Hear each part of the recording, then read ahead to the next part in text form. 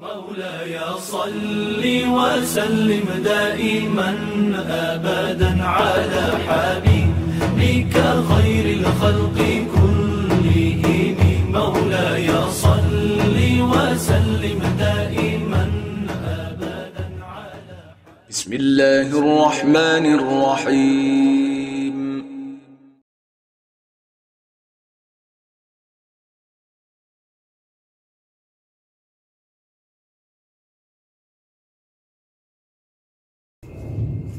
Assalamualaikum warahmatullahi wabarakatuh. Bismillah, alhamdulillah, wassalatu wassalamu ala sayyidina Muhammad wa ala alihi wa sahbihi ajma'in, amma ba'du. Yang sama-sama kita hormati Ustaz Imam Rahman Hussein.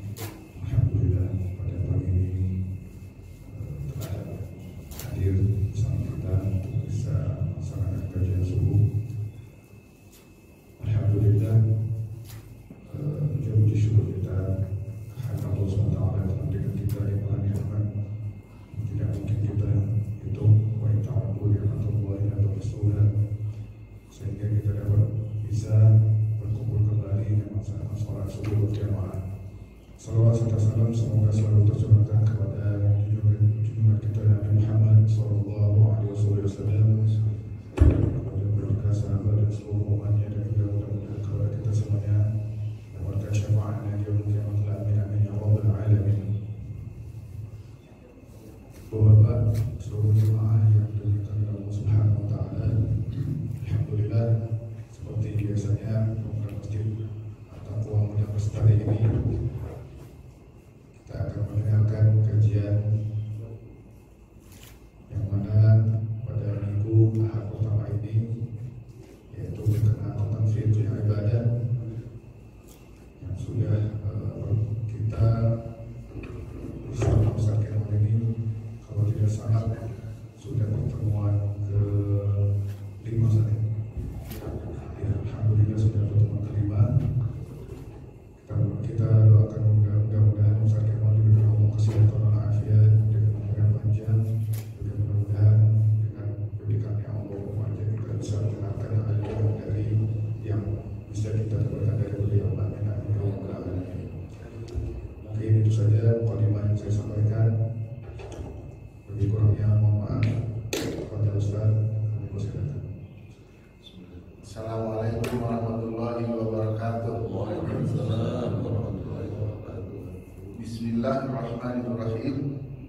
Alhamdulillah, wassalatu wassalamu ala sayyidina Rasulillah wa ala alihi wa sahabatihi wa man wala. Yang saya hormati Ketua DKM dan beserta jajarannya, begitu pula yang saya hormati para sesepuh, para bapak-bapak, hadirin dan hadirat yang dirahmati Allah Subhanahu wa taala. Mudah-mudahan kita di pagi kali ini mendapatkan keberkahan dan ilmu yang bermanfaat. Mudah-mudahan kita semua disehatkan, selalu sehat walafiat, terhindar dari segala bentuk penyakit, khususnya penyakit yang sekarang lagi tersebar, COVID-19. Kita semua, keluarga, sahabat, teman-teman kita diselamatkan, dijauhkan dari segala macam penyakit, khususnya COVID-19. Amin ya rabbal alamin.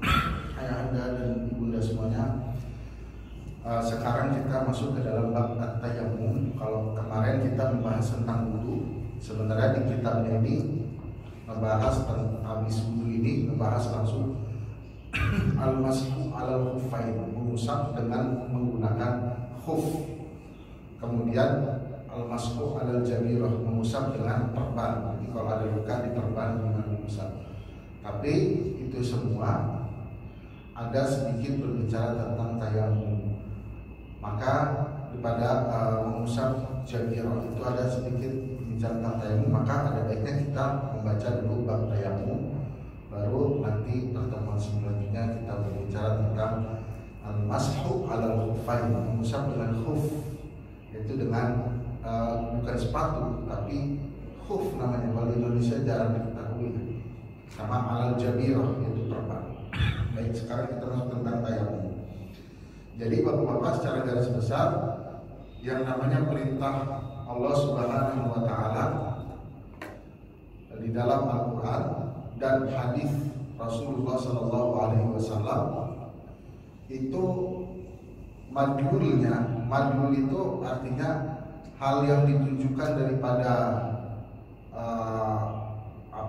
firman Allah dan hadis Rasulullah, itu ada yang dianya itu menunjukkan azimah, ada yang dia menunjukkan kepada rukhsah, ya kan?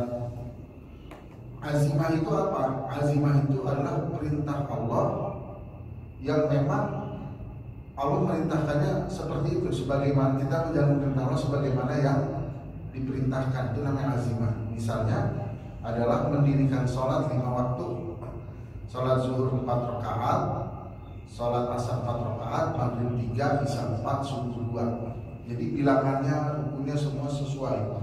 Itu namanya azimah. Ada lagi yang namanya rukhsah. Rukhsah di sini adalah sebuah keringanan. Jadi kita melaksanakan perintah Allah tapi dapat dispensasi. Ya bahasanya dapat diskon lah. Misalnya sholat zuhur 4 rakaat jadi 2 rakaat, sholat asar 4 jadi 2, itu namanya rukhsah, ya kan? Yang harusnya sholat itu berdiri ini jadi duduk, misalnya dalam sholat 5 waktu ya. Kalau dalam sholat sunnah sehat nggak sehat boleh duduk. Jadi kalau sholat sunnah apapun secara mutlak ya mampu tidak mampu boleh duduk. Tapi kalau sholat 5 waktu harus berdiri bagi yang mampu. Tapi kalau misalnya kamu berarti duduk. Nah, duduk sholat 5 waktu dalam keadaan duduk itu namanya rukhsah. Nah, jadi di dalam agama Islam ini ya perintah yang diperintahkan atau larangan yang dilarang oleh Allah Subhanahu wa taala, ada yang dia berbentuk azimah, ada yang dia berbentuk rukhsah. Salah satu contoh rukhsah adalah misalnya kita diharamkan makan babi. Tapi di famalitur ghairu baghin wala adin. Siapa yang uturra itu terpaksa, maka dibolehkan. Maka makan daging babi kalau lagi terpaksa itu namanya rukhsah, dibolehkannya dengan jalan rukhsah. Nah, salah satu bentuk rukhsah adalah at-tayammum, yaitu bersuci. Kan harusnya kita mau sholat bersucinya dengan air, tapi karena ada satu kondisi di mana tidak memungkinkan, maka kita mendapatkan rukhsah menggantinya dengan tayammum. Jadi tayammum ini termasuk ibadah yang rukhsah. Rukhsah keringanan yang Allah berikan kepada umat Islam. Nah, ini termasuk rukhsah ini adalah khisisah atau dia adalah satu kekhususan yang cuma ada pada umat Islam. Salah satu bentuk kekhususan umat Islam itu banyak ya. Salah satunya adalah tahjil, yaitu berwudu dengan melebihkan daripada anggota badannya, misalnya tangan sampai sini. Al-ghurrah dengan tahjil itu termasuk khasa'is daripada umat Nabi Muhammad SAW. Dan salah satunya lagi adalah tayammum, ya kan? Nah, tayammum ini secara bahasa apa? Al-qasdu, bermaksud. Ya, kalau secara istilah adalah isolut turab ilal wajhi wal yadain. Ya, mengantarkan atau menempatkan turab, yaitu tanah. Di sini kita ada debu ya, debu kepada wajah dan kedua tangan, badalan sebagai pengganti daripada wudu dan ghusl, dan mandi wajib. Jadi yang harusnya dia mandi wajib atau wudu ini diganti dengan tayammum. Ya, bisyara itu makhsusatin, dengan syarat-syarat yang dikhususkan. Jadi sejatinya dari definisi ini kita ambil poin bahwasannya wudu itu memang dia pengganti, badal daripada wudu dan mandi wajib. Maka kalau dia sebagai badal, selama yang digantikannya masih ada, nggak boleh diperbuat. Nah, makanya nanti ada syarat itu maksusah dengan syarat-syarat yang dikhususkan. Nah, ini dalilnya apa? Dalil kekhususan tayammum itu untuk umat Islam adalah diriwayatkan daripada Hudzaifah bin Yaman radhiyallahu anhu anna Nabiy sallallahu alaihi wasallam qala fuddilna 'alan nasi bi thalathin. Fuddilna, kami kaum muslimin diberikan keunggulan daripada manusia lainnya, maksudnya daripada umat lainnya, bi thalath. Ya kan? Pertama, ju'ilat lanal ardu masjidah. Kita dijadikan bagi kaum muslim ini, bumi ini suci. Jadi sholat di mana aja, selama dia tidak di tempat yang najis boleh. Itu masjid. Masjid di sini maksudnya dia adalah ismu makan, tempat sujud. Maksudnya dia boleh sholat di sana selama tidak tempatnya kotor. Jadi kita kalaupun mau kemana-mana, mau sholat, ya misalnya nggak ada masjid dalam artian jami seperti ini ya boleh kita sholat di mana aja asal tempatnya bersih. Jadi yang pertama kekhususan umat Nabi Muhammad adalah ju'ilat lanal ardu masjida, dijadikan bagi kami bumi itu sebagai masjid. Maksudnya di mana saja. Wa ju'ilat turbatuha lana tahuran, dan dijadikan debunya debu bumi ini bagi kami umat Islam tahuran, suci. Tahur di sini kalau yang namanya tahur berarti suci, mensucikan, bisa dijadikan alat untuk toharah sebagai syarat untuk sholat. Idza lam najidil ma'a, kalau kita tidak menemukan air, berarti di sini ada syaratnya. Status debu itu bisa menjadi suci idza lam najidil ma'a, kalau kita tidak menemukan air. Maka nanti dibicarakan oleh para ulama bagaimana kriteria orang yang bisa dikatakan tidak menemukan air, nanti dibicarakan. Wa ju'ilat sufufuna kasufufil malaika, sof-sof kami dalam sholat itu seperti sofnya para malaikat, lurus dan rapat. Nah ini dia kekhususan umat Nabi Muhammad SAW. Ada 3 tadi dalam hadis ini. Jadi fuddilna, jadi umat yang paling unggul, yang paling afdol itu umatnya Nabi Muhammad SAW. Salah satu dengan apa? Dengan 3 kali ini. Maka katanya fuddilna. Kalau ditanya umat yang paling baik siapa? Umat Nabi Muhammad SAW. Ya, kemudian dari umat Nabi Muhammad yang paling baik siapa? Nabi Muhammad SAW. Maka Nabi Muhammad itu adalah umat yang paling baik. Jadi kalau kita urutkan secara awal ini kita sedikit lebar. Ya, dari segala makhluk ciptaan Allah yang ada di dunia semuanya, itu ada yang dia benda mati, ya kan? Ada yang dia bendanya hidup, punya ruh, hewan, ya kan? Kemudian dari hewan itu yang kriteria seperti hewan makhluk hidup, ada manusia, ya kan? Kemudian yang kasat tidak kasat mata, ada jin, ada malaikat. Dari semua ciptaan Allah ini, yang paling mulia adalah anak cucunya Nabi Adam, atau kita bisa bilang adalah manusia. Kenapa? Oh banyak di dalam Al-Quran, walaqad karramna bani Adam, kami telah memuliakan anak cucu Adam. Atau Allah karramna, kami muliakan. Terus apa lagi? Buktinya yang paling mulia adalah manusia dari yang lain. Buktinya adalah ketika Allah menciptakan langit dan bumi, Allah pakainya khalaqnas samawati wal ardh, atau khalaqallahu samawati wal ardh, dan Al-Quran biasa seperti itu. Tapi ketika Allah menciptakan Nabi Adam, Allah bilangnya asjud lima khalaqtu biyadayya, ayatnya. Kenapa kamu iblis tidak mau sujud terhadap apa yang aku ciptakan? Kalau diterjemahkan secara telat, dengan tanganku.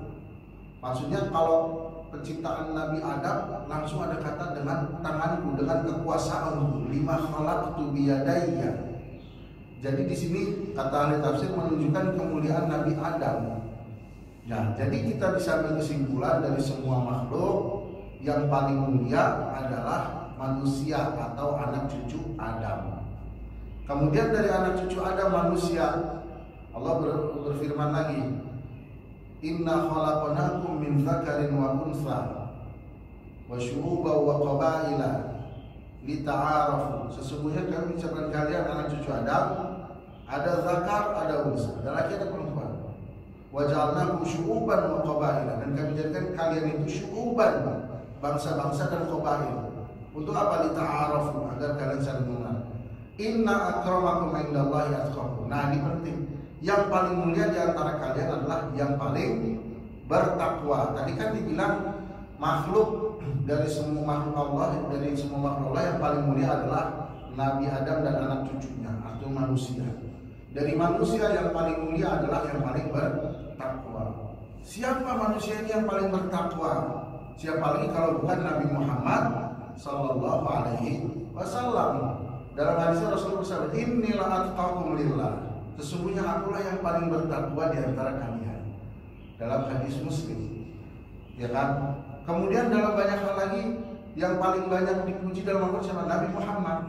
Makanya di sini oleh para ulama dia berkesimpulan Nabi Muhammad Sallallahu Alaihi Wasallam adalah khairul khalqi kullihim, sebaik-baik makhluk ciptaan Allah semuanya.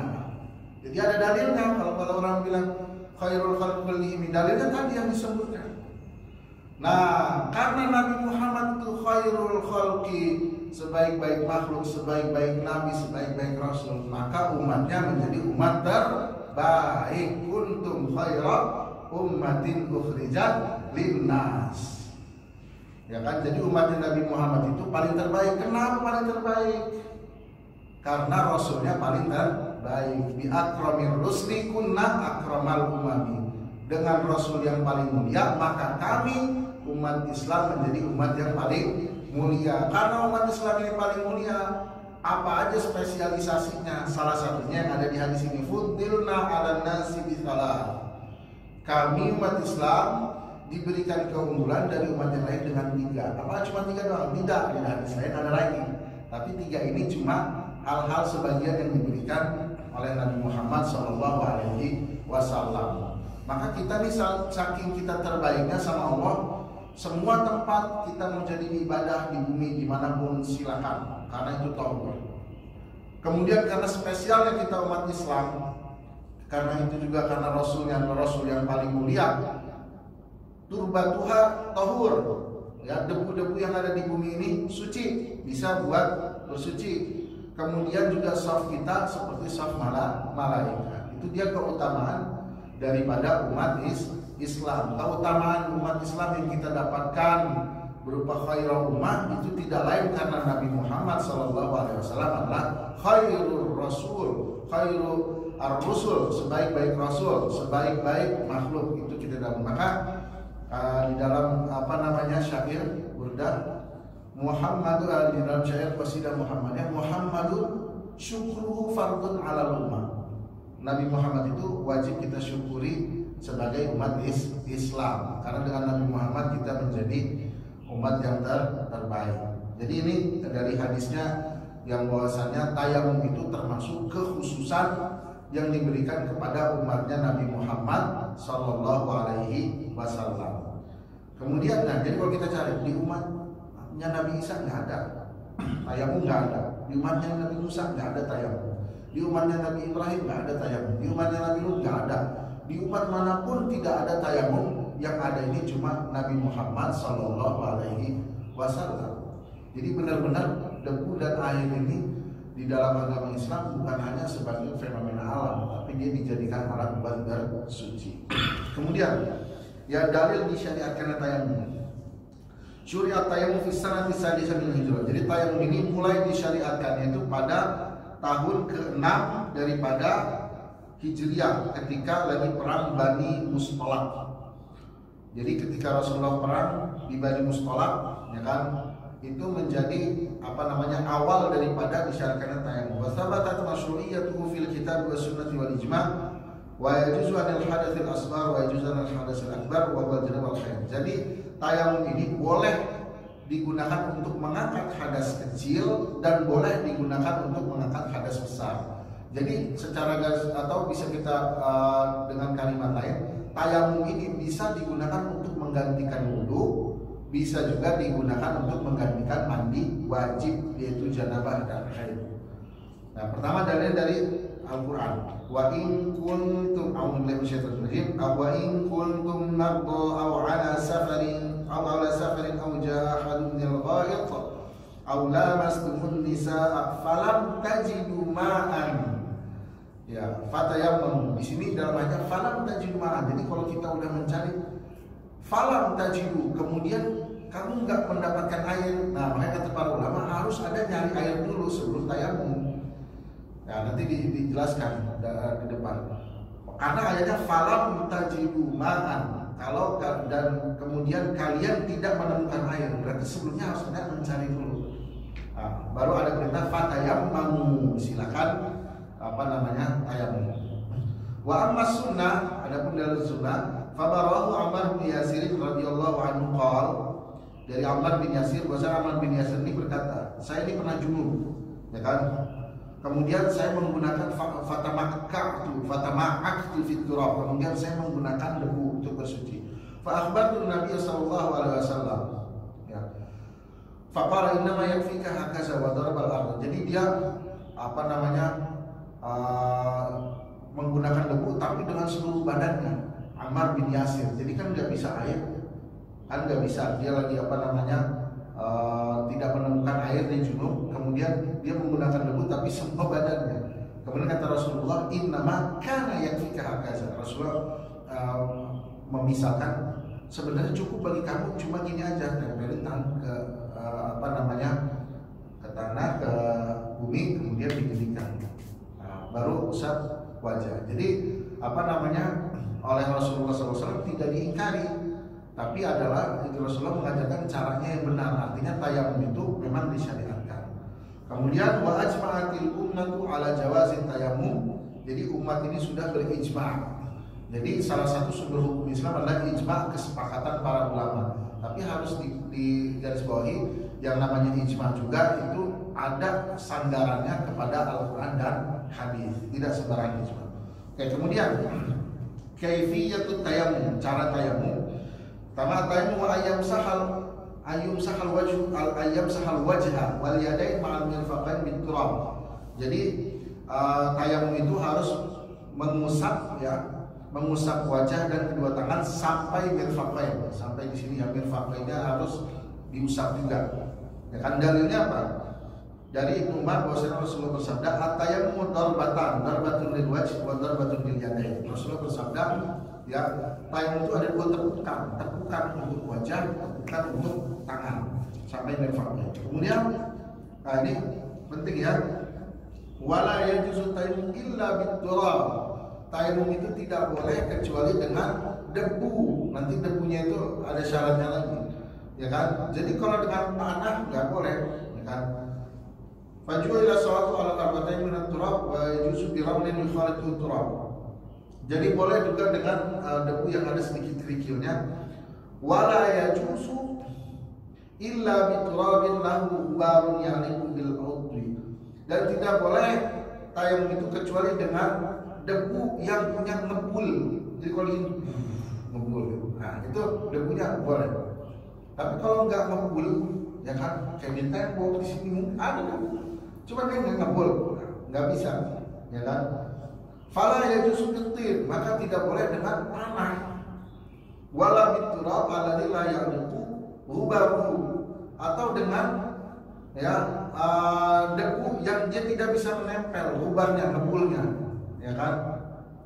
Wala yasihu at-tayammum bi turabin khalaqahu daqin. Tidak boleh tayamum dengan debu yang tercampur dengan daqin. Daqin itu tepung, ya, sedikit kecampur sama tepung. Au jisin atau gipsum, au zafaran atau sifron, ya bacanya, sifron baca bahasa kita. Jadi nggak boleh debunya itu kecampur sama yang lain. Jadi harus debu yang benar-benar debu dan dia punya ngebul. Nggak boleh kecampur sama benda-benda yang lain. Ya misalnya kecampur sama tadi tepung, nggak bisa. Misalnya di debu itu kejatuhan tepung, ya kita harus cari debu yang benar-benar murni debu. Wa isyaratu an yakuna turab tahiran. Turabnya, debunya itu harus tahir, dan artinya nggak ada benda najis di sana. Ya, najis pernah udah kita baca nih kalau nggak salah. Jadi nggak boleh ada najis di sana, harus benar-benar debunya suci. Ya, fala tajuzu bin najis kal wudu. Wa yajuzu tayamum bi jami'an wa turab, dan boleh tayamum dengan semua jenis debu. Misalnya debunya itu ahmar, merah, atau abyad atau putih, atau aswad atau hitam. Jadi semua jenisnya boleh selama ada di ngebulnya. Wa yajuzu an yatayammam al jama'atu min mawdin wahid. Jadi misalnya nih di sini ada debu. Ini yang jarang di masjid-masjid, ya, saya jarang lihat masjid menyiapkan debu tayamum gitu. Ya, jarang saya nggak pernah, malah di masjid juga nggak ada. Ya mungkin karena ini kali ya, darurat, dan darurat kan nggak ada dalam setiap waktu. Jadi misalnya ada disediakan di tempat, misalnya ada tempat di sini ada debu. Nah, ini boleh nggak kita sama-sama jamaah, ayo semua dengan satu debu ini, boleh nggak? Boleh, nggak apa-apa. Itu nggak apa namanya, tidak disyaratkan satu orang satu tempat. Jadi dalam satu tempat boleh dipakai untuk berjamaah. Nah, kemudian kama yajuzu min gubari turabin ala thawbin aw hasabatin aw alatin aw nahwiha. Jadi begitu juga misalnya ada debu yang nempel di baju dan dia punya ngebulnya, oli ngebul. Ada, nah itu boleh juga tayamum dari situ. Gitu ya. Kemudian wa yadrib bi yadayhi al-ardh. Nah, cara penggunaannya kita taruh tangan, yang sudah tahu ya. Au yadahu ma'ala turab wa yamsahu wajhahu tsumma yadribu saniyatan. Ya, kemudian diusapkan wajah itu sesuai dengan definisi wudu kemarin. Ya, dari sini sampai sini. Berarti semua diusap. Walaupun tidak sedetail wudu, nanti yang di bawah alis harus kena enggak debu, enggak juga. Kemudian wa yadahu kaffal yusra tahta al-yadil yumna. Jadi kaf ini kan kaf yusra tahta al-yadil yumna. Kemudian diusap sampai ke sini ya. Jadi dimulai dengan kiri dulu, maksudnya yang mengusapnya kiri dulu, yang diusapnya kanan, lalu kemudian dibalik, kemudian seperti ini ya. Begitu juga yang kiri sampai. Jadi cuma itu aja kaifiatnya tayamum. Nah, kemudian yang paling penting sekarang adalah asbabut tayamum. Sebab-sebab dibolehkannya tayamum. Itu apa sih sebabnya dibolehkannya? Pertama adalah faqdul ma, tidak adanya air. Yang kedua ta'adzuru isti'malihi, tidak bisa memakai air. Ya, jadi ada dua sebab nih saya ulangi lagi. Sebab dibolehkannya tayamum, yang faqdul ma, tidak adanya air. Yang kedua adalah ta'adzuru isti'malihi, tidak bisa dipakai, ada tapi nggak bisa dipakai karena uzur. Nah, jadi kalau rukhsah itu dalam agama Islam pasti ada sebabnya. Misalnya boleh makan babi, harus ada sebabnya. Boleh sholat qashar, harus ada sebabnya. Bahasa usul ini harus ada ilat. Ilatnya apa? Ya kan? Kalau misalnya sholat qashar ilatnya adalah safar. Selama ada safar segini, ya kan? Misalnya safarnya 120 km, maka boleh di qashar. Oh, kalau kita naik pesawat safarnya pokoknya safar. Mau naik pesawat, mau naik kereta, mau naik apapun, itu dia sudah boleh sholat qashar. Nah, itu namanya ilat hukum. Alasannya apa? Nah, begitu juga di sini alasan untuk tayamum apa? Itu tadi juga faqdul ma, tidak adanya air, atau uzur menggunakan air. Artinya ada air tapi kita nggak bisa. Yang pertama faqdul ma, tidak adanya air. Ya. Karena ada hadis Nabi Muhammad SAW yang Rasul bersabda, as-sa'idut thayyib, ya, debu yang baik, wudu'ul muslim. Debu yang baik adalah wudunya orang muslim. Maksudnya debu yang baik boleh digunakan wudu untuk bagi seorang muslim. Tapi kata Rasulullah, ma lam yajidil ma, selama tidak menemukan air. Berarti ada selama, ada syarat jika. Jadi yang namanya debu itu menjadi wudu jika, ya kan, syaratnya. Berarti kalau nggak ada jikanya, kalau ada air berarti wudu yang debu yang bersih tidak bisa dijadikan wudunya seorang muslim. Nah, ini para ahli fikih ngambil kesimpulan begitu. Kemudian wa yustaratu an la yakuna safar fi maksiyah. Seandainya seseorang itu lagi bersafar, ya kan? Pas orang lagi bersafar, kalau zaman dulu biasanya susah nemuin air, apalagi di gurun.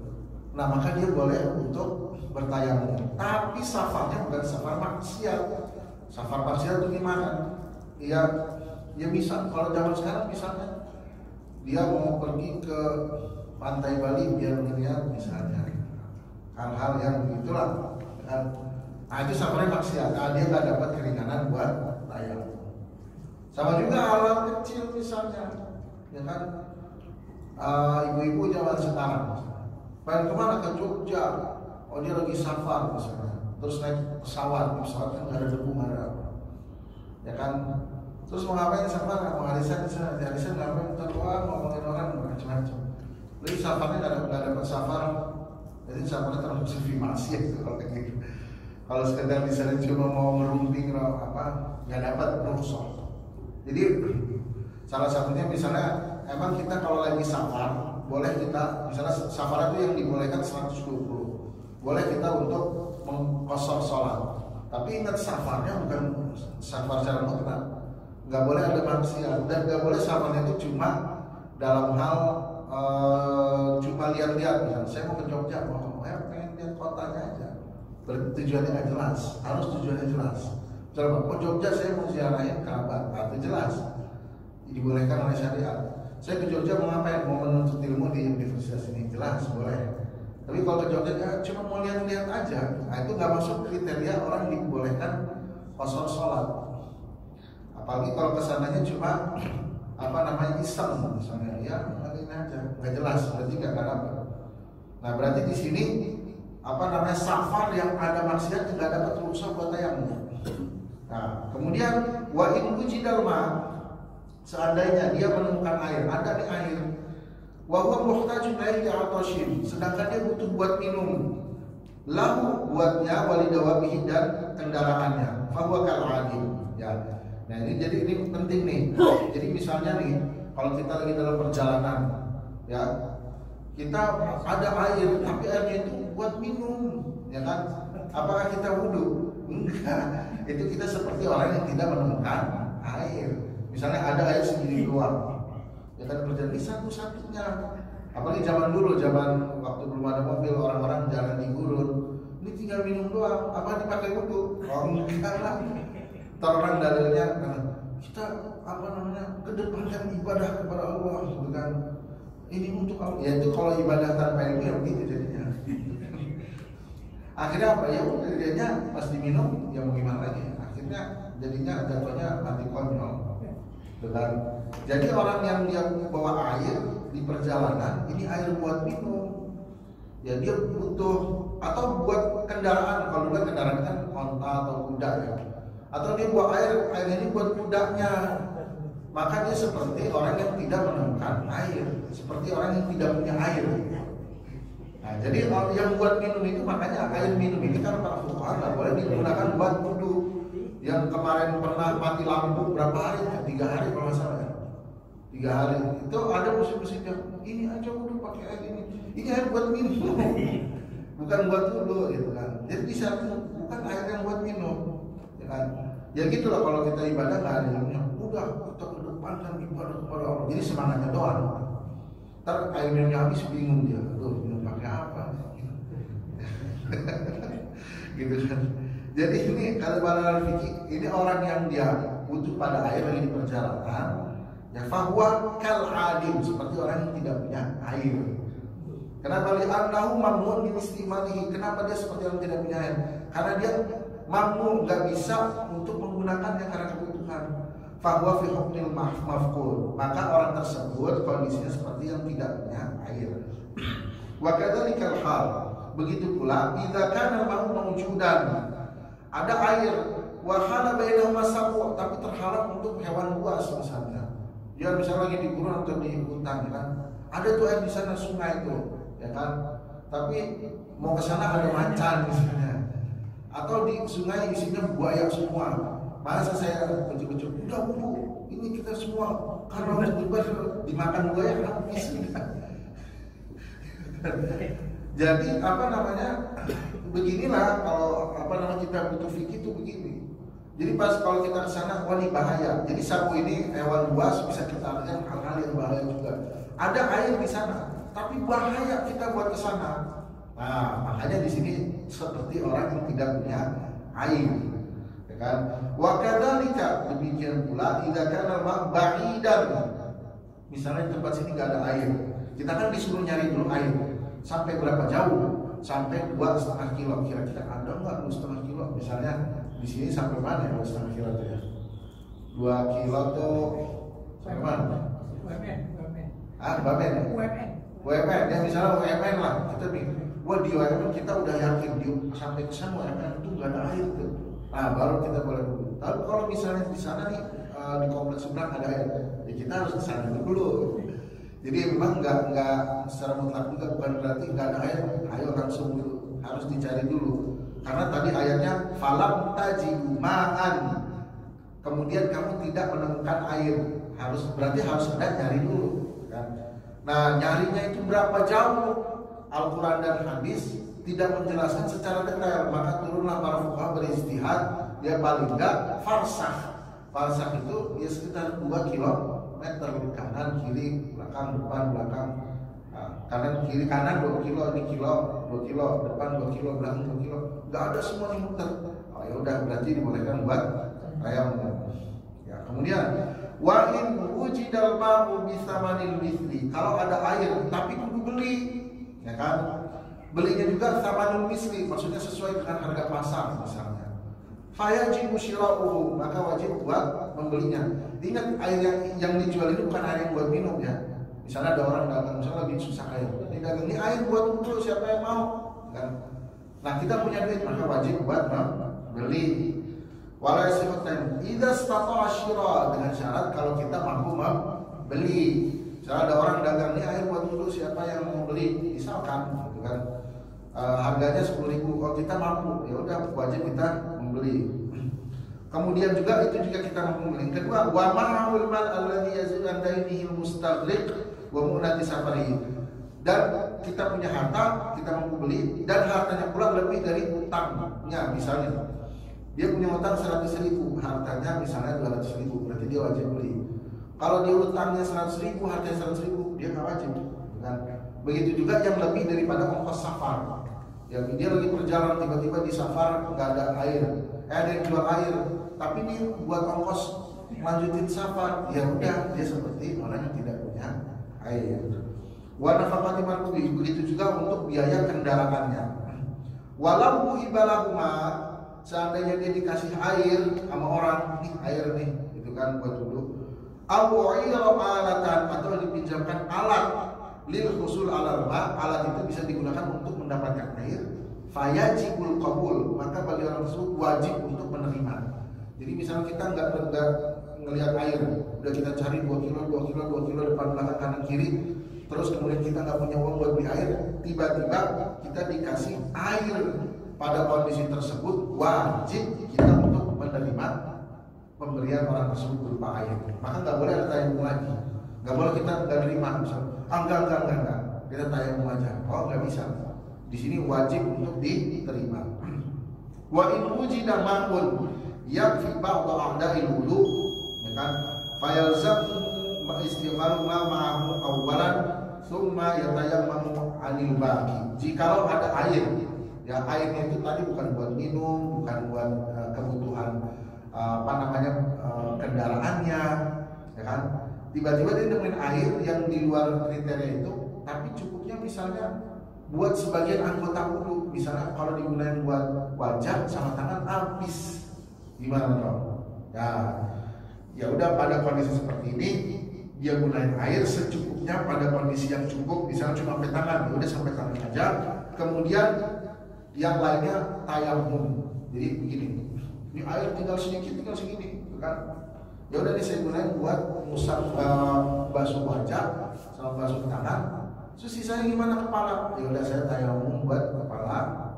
Kemudian kaki saya tayamumkan. Jadi seperti itu. Jadi sekali lagi ini kondisi di mana kalau ada air, airnya itu cuma sedikit dan cukup buat sebagian anggota wudu. Maka kita wudu dengan air tersebut pada secukupnya. Kemudian yang sisanya ditayamumkan. Nah, ini pada kondisi seperti itu ya. Wahada dalilnya adalah falam tajidu ma'an fatayammamu. Maka kalau kamu tidak menemukan air, silahkan bertayamum. Wahada wajibun lil ma'. Ya kan? Jadi ayatnya kan kamu tidak menemukan air. Ya kan? Sementara orang tersebut yang punya air sedikit, dia ada air. Maka fayajibu alla yatayammam. Maka dia tidak boleh buat tayamum selama airnya ada sekalipun sedikit. Ya kan? Kenapa li'anna tayamum mashun ubiha lid-darurah? Karena yang namanya tayamum itu adalah mengusap anggota badan yang dibolehkan untuk darurah. Maka tidak boleh tayamum itu dilakukan kecuali darurat. Jadi kan ayat tadi bahwasanya orang yang tidak menemukan air boleh tayamum. Tadi yang punya air segini, dia ada air walaupun cuma sedikit, berarti belum boleh tayamum. Kecuali pas sudah dipakai, kan nggak ada lagi air, berarti sisanya silakan tayamum. Seperti itu. Itu pada sebab yang pertama ya Bapak-bapak. Jadi sebab yang pertama adalah faqdul ma, tidak adanya air. Tadi sudah dijelaskan secara detail. Jadi air yang dimaksud adalah bukan air minum atau air yang dibutuhkan. Kemudian juga harus ada cari sekitar 2 km depan belakang kanan kiri, ya kan. Kemudian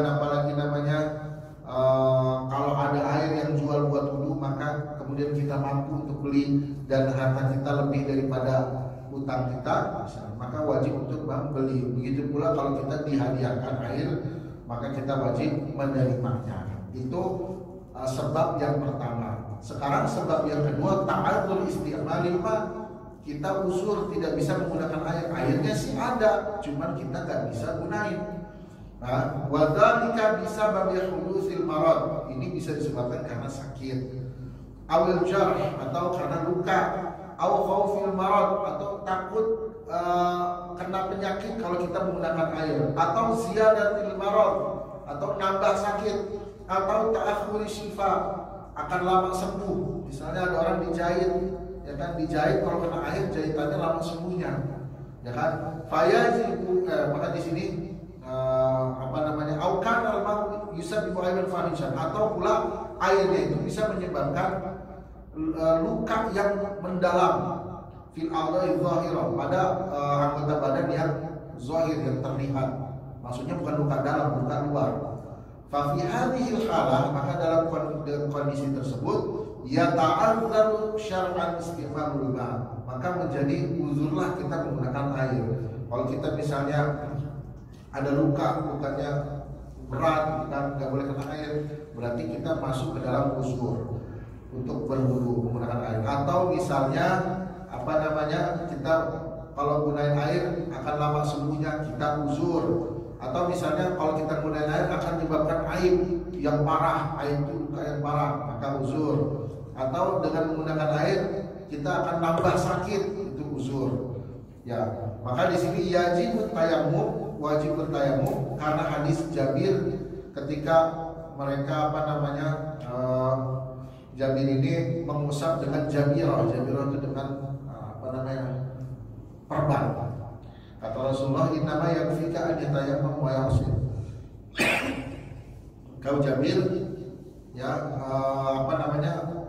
ini nanti hadis akan saya bacakan di bab jabirah. Jadi yang dulu pernah ada kisah para sahabat waktu itu lagi dalam kondisi perang, lagi safar, kemudian bingung mau ngapain, sedangkan orang itu luka. Terus para sahabat berfatwa salah, nyampe kepada Rasulullah. Kata Rasulullah, innama yakfi an yatayammam wa yaghsil. Sebenarnya cukup bagi orang tersebut yang luka, dia nggak usah mandi wajib. Waktu itu dia junub, nggak usah mandi wajib, cukup di perban kemudian tayamum. Maka di sini ketepatan ulama, kalau nanti dia ada luka, cukup dia diperban lukanya, kemudian dia bertayamum. Itu nanti hadis akan kita bacakan. Kemudian wa kadzalika idza ta'adzara istimalul ma' li bardin syadidin. Ya, begitu pula ya jika ta'adzur untuk menggunakan air itu sebabnya adalah karena dingin banget. Ya, kalau di Mesir pernah terjadi sesekali itu dinginnya itu sampai 1 derajat terjadi, ya kan. Nah itu kan saking dinginnya. Kalau zaman dulu kan nggak ada pemanas air, ya nggak bisa, jadinya usul. Kalau zaman sekarang udah ada, benar kan? Itu pula kan nggak semua, ya kan. Kalau orang yang nggak punya, ya dia usul jadinya. Itu dingin banget, ya kan. Kalau itu baru di Mesir, apalagi di Eropa, ya kan. Pas turun salju, ya kalau dia nggak punya tungku, nggak punya apa, ya dia usul. Jangan sampai dia berwudu juga, justru malah sebaliknya nanti bukan diberikan pahala, malah dapat dosa. Nah kemudian ini hadir dalilnya dari Amr bin As ketika lagi perang Zatus Salasil, ya kan. Fa'ashfaqat itu tasan ahlik, ya kan. Kata Amr bin As, saya takut nih kalau saya ini saking dingin, kalau saya mandi saya bisa meninggal, ya kan. Fatayammamtu, ya jadi Amr bin As ini dia mimpi basah pas lagi perang Zatus Salasil. Kemudian kata Amr bin As, wah nggak bisa nih kalau mandi, ya kan, kondisinya begini. Kalau saya mandi, takut saya kalau nanti bakal meninggal gitu kan. Fatayamam tuh, maka saya kemudian tayamum dan sholat bi ashabi sholat subuh. Nah kemudian dia berjamaah sholat subuh bersama-sama. Fadzukira dzalika lin-nabi, kemudian hal tersebut diutarakan kepada Nabi. Faqala ya Amr, shallaita bi ashabika wa anta junub? Ayo Amr. Jadi ini kabar hoax dulu zaman Nabi juga terjadi ya. Jadi kan Amr bin As dia nggak mandi tayamum, ya kan? Dia nggak mandi, dia langsung sholat. Nggak mandi, tayamum dulu, kemudian langsung sholat. Yang nyampe kepada Nabi kabarnya Amr bin As nggak tayamum, jadi habis junub langsung sholat. Nah di sini Rasulullah tabayun. Nah ini udah diajar sama Rasulullah. Kata Rasulullah apa? Ya Amr, shallaita bi ashabika wa anta junub? Apakah kamu sholat sedangkan kamu dalam keadaan junub? Kata fakultu, kata Berbinas berkata saya mendengar ayat Allah, wala taqtulu anfusakum innallaha kana bikum rahima, dan janganlah kamu membunuh diri kamu, sesungguhnya Allah itu Maha Pengasih. Nah ternyata yang sampai ke Nabi itu bukan, setelah dijelaskan Amr bin As, bukan Amr bin As yang nggak bersuci, tapi bersuci dengan tayamum. Kemudian walam yunkir alaihin Nabi Muhammad SAW tidak mengingkari. Jadi pada kondisi di mana itu susah, dingin banget, kalau kita berbuat wudu malah akan bermudor bagi kita, maka kita dibolehkan bertayamum. Kata ayatnya wala taqtulu anfusakum, janganlah kalian membunuh diri kalian. Jadi agama Islam ini benar-benar agama yang dengan kaidah, dengan aturan yang benar-benar kompleks gitu. Jadi kalau dia begini dia begini, kalau dia begini dia begini, kalau dia begini dia begini. Jadi ada semua jalan keluarnya. Kemudian wa in kana fi ba'di badanihi qarhun, dan jika di sebagian badannya ada luka, ya khafu min istimali ma'i fihi talaf, kalau dia takut kalau ini ada luka di sini, kalau dia menggunakan air ini takut ini dia akan makin borok lah bahasa. Ghasala sahih, dia yang sahihnya, yang sehatnya, misalnya dia di sini ya, yang sehatnya dibasuh dengan air, ya, kemudian tayamum dengan lukanya, bukan debunya di sininya. Maksudnya dia yang debu, dinginin dulu debunya kan. Yang bersih cukup dipegang lukanya. Udah, itu dia cukup ya. Nah, jadi misalnya dia ada luka lagi misalnya di mana tangan kanannya, misalnya di sini lah, ya kan. Ini enggak kena luka, makanya ininya dibasuh dengan air, yang lukanya ditayamumkan.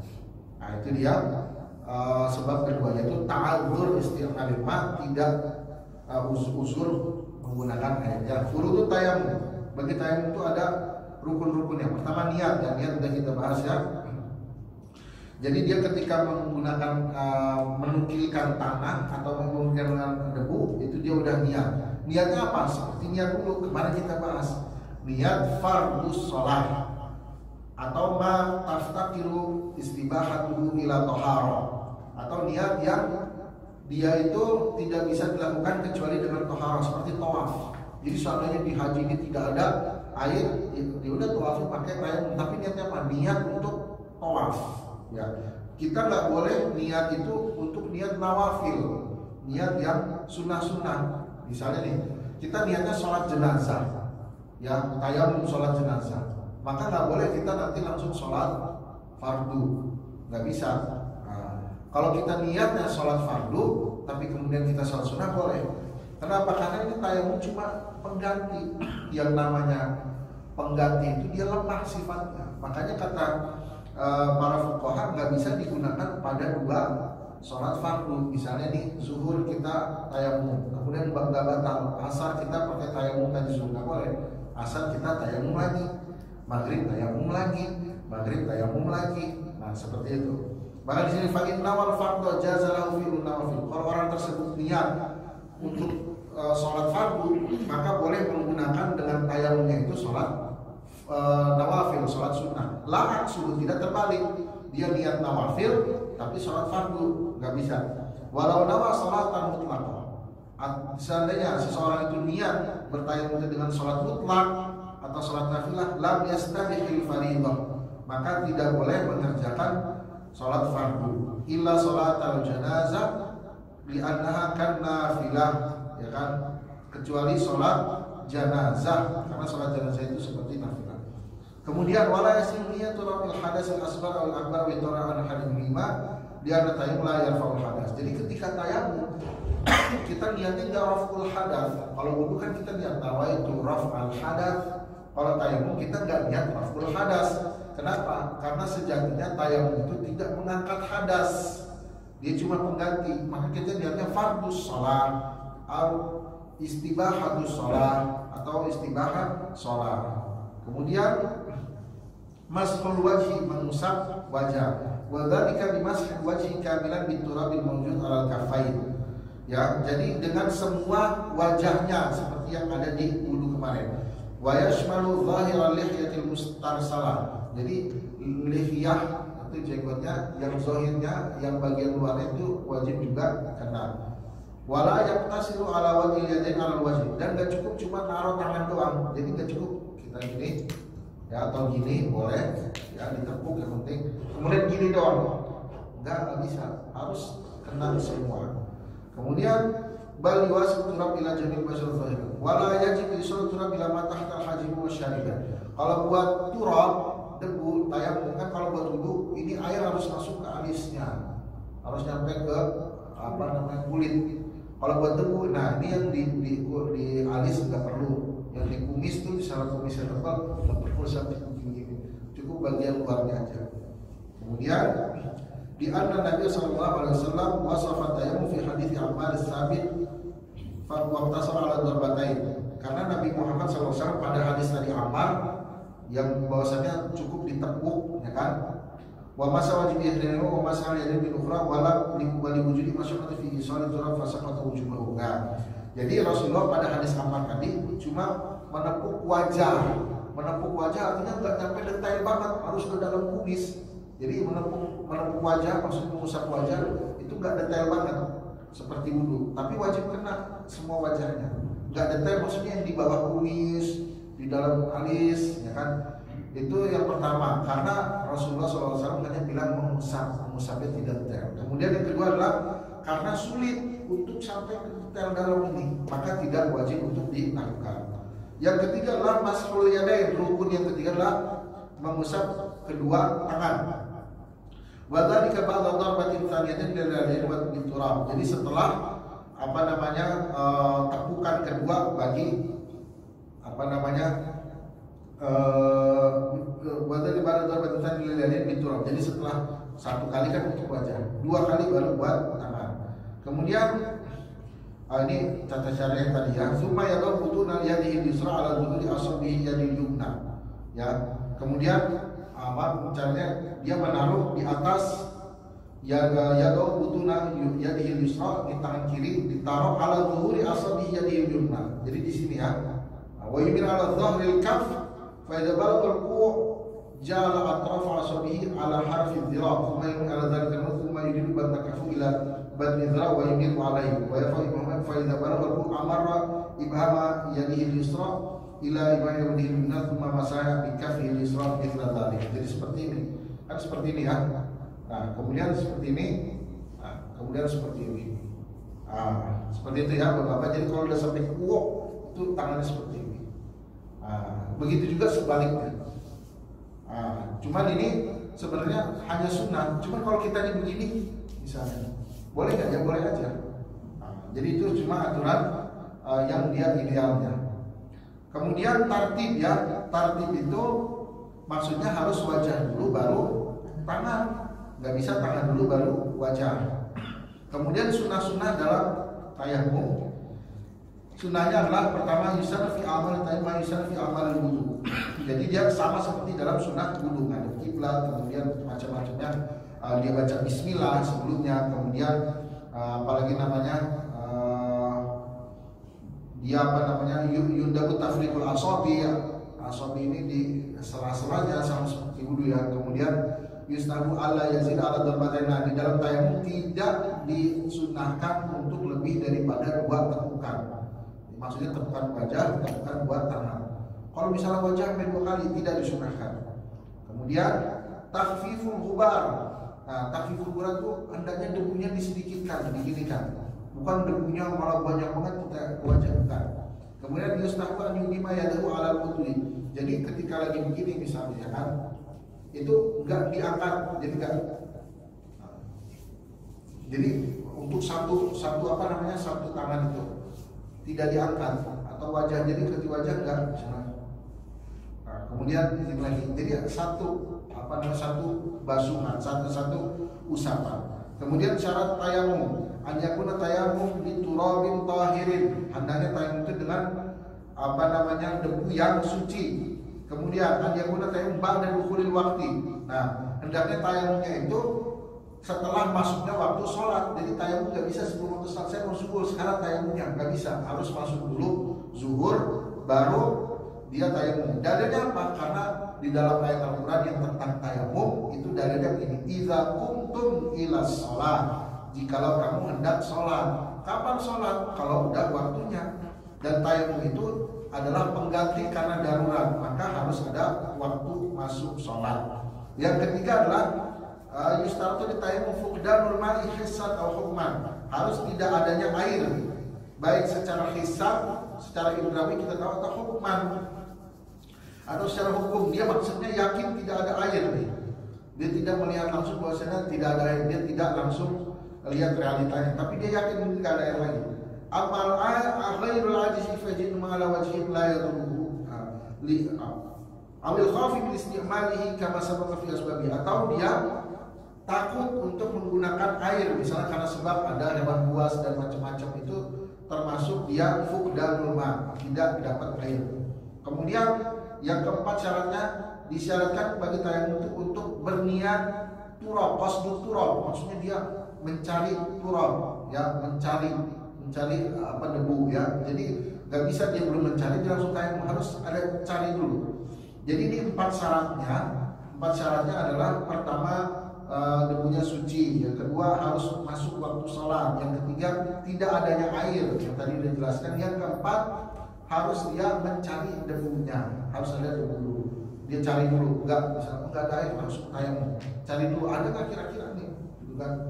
Oh ternyata air mati sampai 2 kilo kanan depan belakang. Oh ya udah, berarti dia boleh tayamum. Kemudian ahkamu tayamum. Tatarattab ala tayamum iddatu ahkam. Ada beberapa hukum. Pertama, tayamum likulli fardin. Hukum tayamum, ya. Tayamum itu hendaknya dilakukan untuk setiap sholat fardu. Ya, la yajuzu lil mutayammim an yusalliya bi tayammumin wahidin aktsara min faridah. Tidak boleh bagi orang bertayamum untuk sholat lebih daripada 1 sholat wajib. Jadi 1 sholat wajib 1 tayamum, asar 1, zuhur 1, maghrib 1. Kenapa? Li'annahu taharatun darurah, karena dia taharat yang darurat. Fala yusalli biha faridatain, maka tidak boleh disolat dengan menggunakan taharat darurah sebanyak 2 sholat. Dan hadisnya juga dari Walid Ibnu Umar, dan ada azab dari Ibnu Umar, tayammam likulli sholatin wa in lam yuhdith. Kata Ibnu Umar, sholatlah kalian, ya, bagi setiap sholat,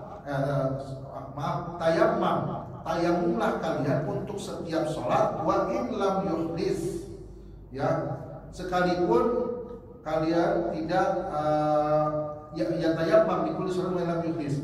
Hendaknya bertayamum bagi setiap sholat sekalipun dia tidak berhadas. Jadi misalnya setiap sholat zuhur tayamum, sholat asar tayamum, sholat maghrib tayamum, sekalipun kita tidak berhadas. Fala yajuzul jam'u baina faridatain, maka tidak boleh menggabungkan 2 faridah, 2 sholat fardu dengan 1 tayamum, tidak boleh. Sawa'un kana fi waqtin aw waqtain, baik dalam 1 waktu atau 2 waktu. Misalnya saya tadi nggak sholat zuhur, berarti kan saya harus mengqadha di asar. Saya sholat asar dengan 1 tayamum, saya sholat zuhur juga dengan tayamum lagi, tidak boleh dua-duanya. Kemudian kama la yujma'u bitayammumin wahidin baina tawafaini mafrudain. Tidak boleh pula menggabungkan dua tawaf wajib dengan satu tayammum.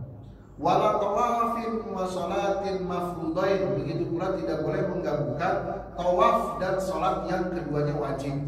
Ya, jadi yang wajib-wajib nggak boleh digabungkan. Kalau misalnya saya wudhu, ya sholat zuhur buat sholat zuhur, setelah sholat zuhur saya boleh nggak sholat sunnah? Boleh. Apakah wajib tayammum lagi? Enggak, karena sholatnya cuma sunnah. Tapi kalau sholatnya fardu, dia harus wajib tayammum lagi. Ya, kemudian wasawan fi dzalika sahih wal marid. Kondisi tersebut tuh berlaku buat orang yang sehat atau sakit, buat anak kecil atau baligh. Karena di dalam ayatnya idza qumtum ila sholati faghsilu ila qaulihi falam tajid ma'an faqtada wujubu taharah inda kulli shalah.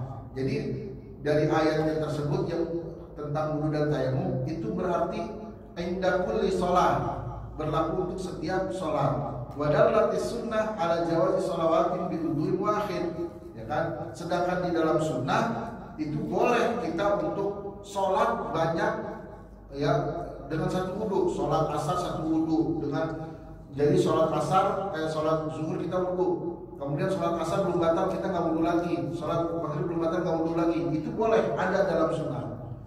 Fabaqiyat tayammum ala muqtadahu, maka tersisalah tinggal tayammum. Jadi kan dalam wudu kan dalam ayatnya dibilang bahwasanya orang yang mau sholat, ya, hendaknya bersuci. Artinya dalam setiap sholat bersuci. Setiap sholat bersuci. Itu ayatnya begitu. Kemudian dijelaskan oleh hadis bahwasanya kalau dalam hal wudu, kalau memang dia belum batal, boleh dia sholat lagi dengan wudu yang lalu. Itu dijelaskan dalam hadis, ya kan? Artinya wudu udah gak masuk kriteria. Jadi begini, saya mau kasih pemahaman agak susah, ya kan? Ayat Al-Quran kan bilang ini, idza qumtum ila sholat, jikalau kamu mau sholat, ya kan, wudulah. Kalau nggak ada wudu, tayammum. Jadi ini ayat ini berlaku buat setiap sholat. Artinya kalau kamu mau sholat, kamu wajib berwudu. Kalau kamu mau sholat zuhur, wajib wudu. Kalau kamu mau sholat asar, wajib wudu. Kalau kamu mau sholat maghrib, wajib wudu. Itu kalau ada air. Kalau nggak ada air, kalau kamu mau sholat nggak ada air, wajib tayammum sholat zuhur. Kalau kamu mau sholat asar nggak ada air, wajib tayammum. Kalau mau sholat maghrib nggak ada air, wajib tayammum. Nah, artinya mau wudu atau tayammum itu wajib dilakukan sebelum sholat. Ini secara zahir ayat Qur'annya begitu. Tiba-tiba dijelaskan oleh hadis Nabi Muhammad SAW. Kalau buat wudu, ya, khusus buat wudu, nggak usah kita tiap sholat wudu. Kalau memang wudunya belum batal, boleh aja kita sholat asar dengan wudu zuhur, boleh aja kita sholat maghrib dengan wudu zuhur, boleh aja kita sholat isya dengan wudu zuhur. Ini khusus buat wudu. Berarti tinggal tayammum. Tayammum ini nggak dijelasin di dalam hadis bahwasanya boleh sholat dengan satu tayammum, sholat zuhur dengan tayammum zuhur, sholat asar dengan tayammum zuhur, sholat maghrib dengan tayammum zuhur. Ini nggak ada penjelasnya di dalam hadis Nabi. Maka dalam hal tayammum tetap kita menggunakan zahir ayat Al-Quran. Artinya setiap sholat kita harus bertayammum. Nah, seperti ini maksudnya. Walil mutayammim an yusalliya bi tayammumin wahidin fardhan ma wa masya' minan nawafil. Bagi orang bertayammum boleh dia sholat nawafil berapapun. Sholat asalnya nawafil. Saya niatnya zuhur, habis sholat zuhur saya sholat sunnah zuhur yang ba'da zuhur 4 rakaat. Habis itu saya sholat lagi sholat sunnah mutlak, terserah saya berapa rakaat, boleh. Yang nggak boleh adalah 2 fardu.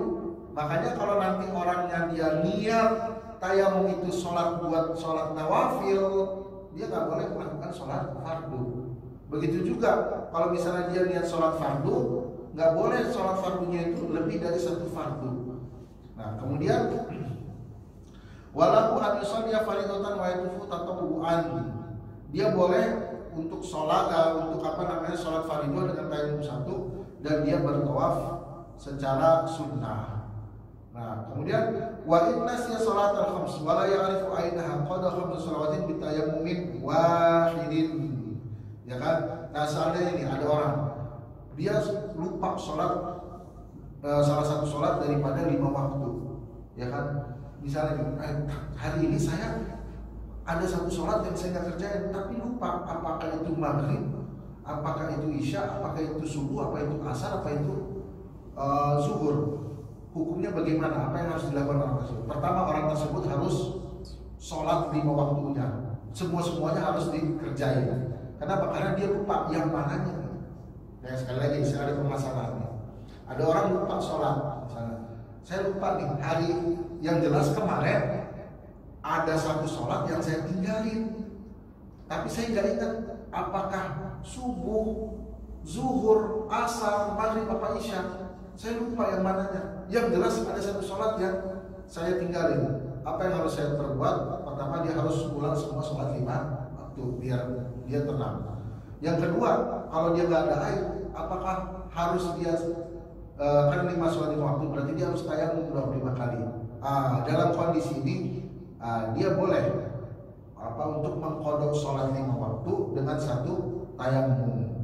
Di annal mansiyah al-mafruḍah wahidah. Kenapa? Karena sejatinya yang wajib bagi dia buat dikerjakan itu satu, cuman dia lupa yang mana, ya kan? Artinya kalau dia udah kerjain dapat satu yang dia kerjain, yang 4-4-nya itu menjadi sunnah, gitu. Paham nggak? Jadi kan saya gini lagi ya, saya lupa nih, zuhur kah, asar kah, maghrib kah, subuh kah, atau isya? Saya lupa nih yang mana nih? Saya lupa. Kalau kondisi begini, ketika saya lupa, maka saya wajib ngerjain semua. Tapi ingat, sejatinya yang wajib itu cuma satu dari kelima ini.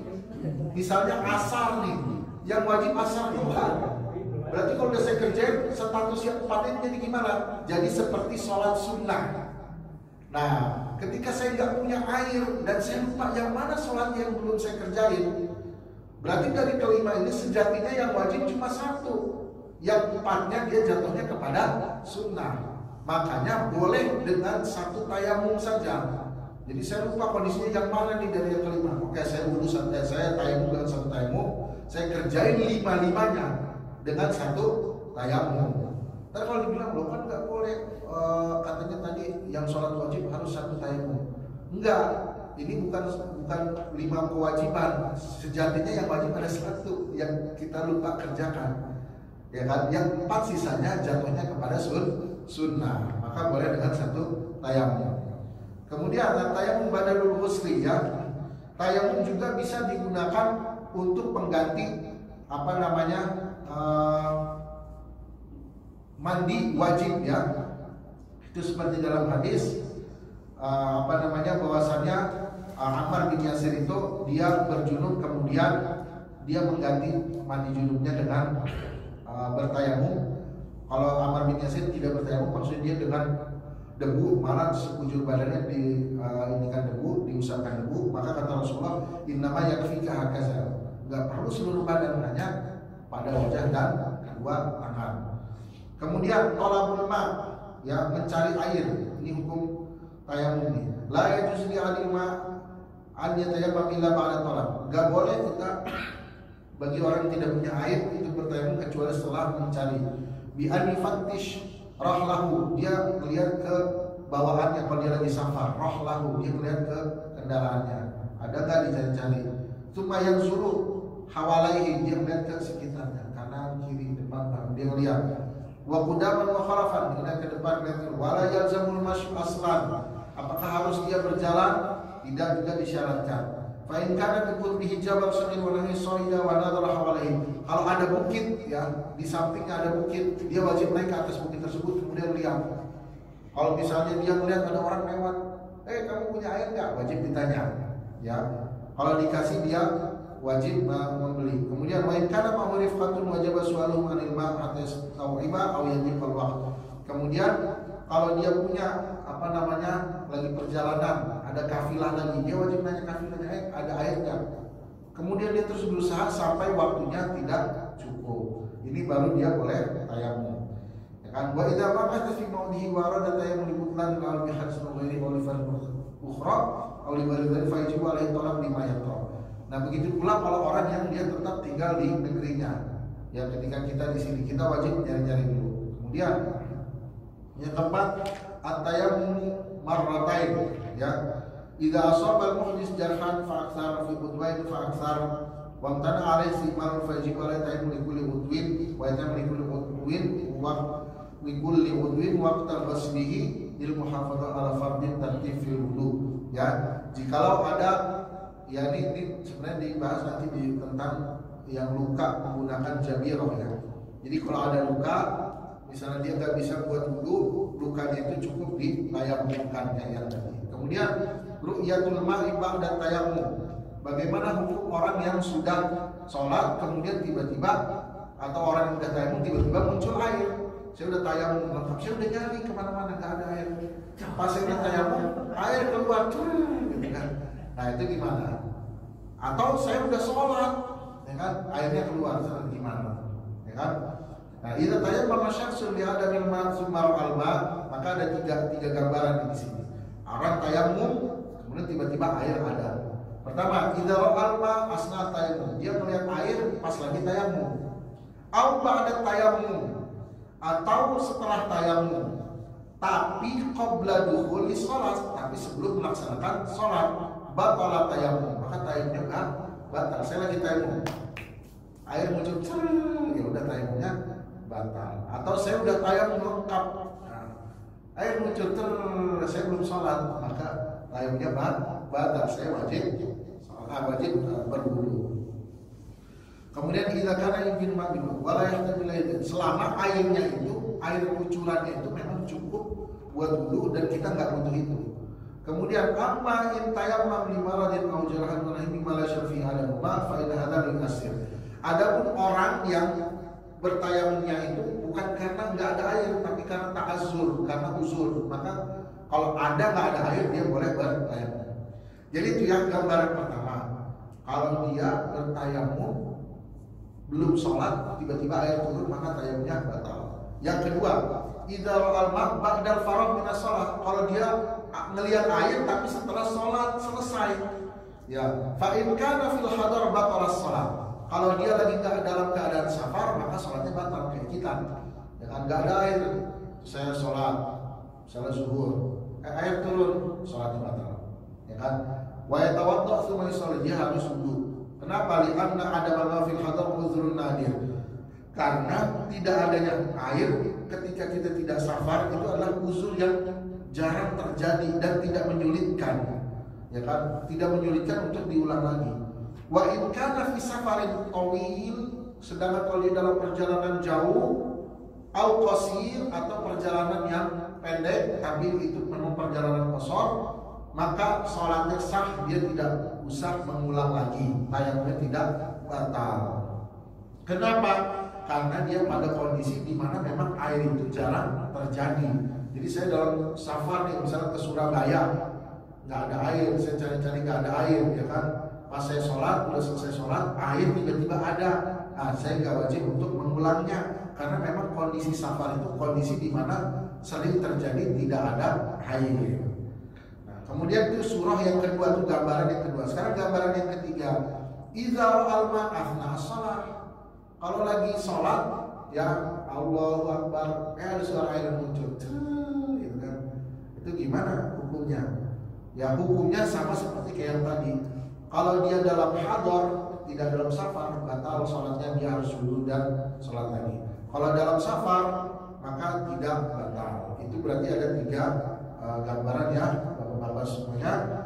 Dan kemudian yang terakhir yang membatalkan tayamum adalah apa-apa yang membatalkan wudu, dan itu sudah kita sebutkan kemarin, seperti apa namanya, memegang yang bukan mahram, kemudian keluarnya sesuatu dari kubul atau kubur, kemudian adanya air, kemudian juga zawalul mani, ya, zawalul mani, hilangnya apa namanya, uzur. Itu misalnya kayak orang yang tadinya sakit, kan dia uzur boleh menggunakan turab, tapi setelah sakitnya hilang maka dia wajib menggunakan air lagi. Dan terakhir adalah murtad waliyadzubillah. Itulah yang berkenaan dengan hukum tayamum. Semua baik. Ya, alhamdulillah baik. Baru saja kita dengarkan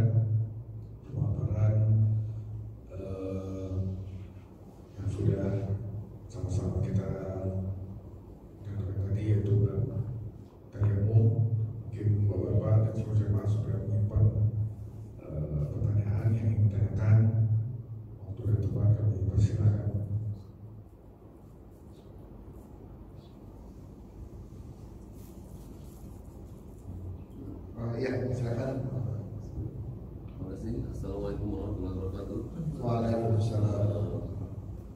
Seperti sama sudah ketahui, kalau di Indonesia negeri kita ini sama sih tidak ada masalah dengan air tanah. Ya. Jadi sebenarnya juga dalam safar ini, safar pun kalau safar Indonesia juga insya Allah ada air, nggak problem lah. Bahkan di Arab pun sudah banyak air.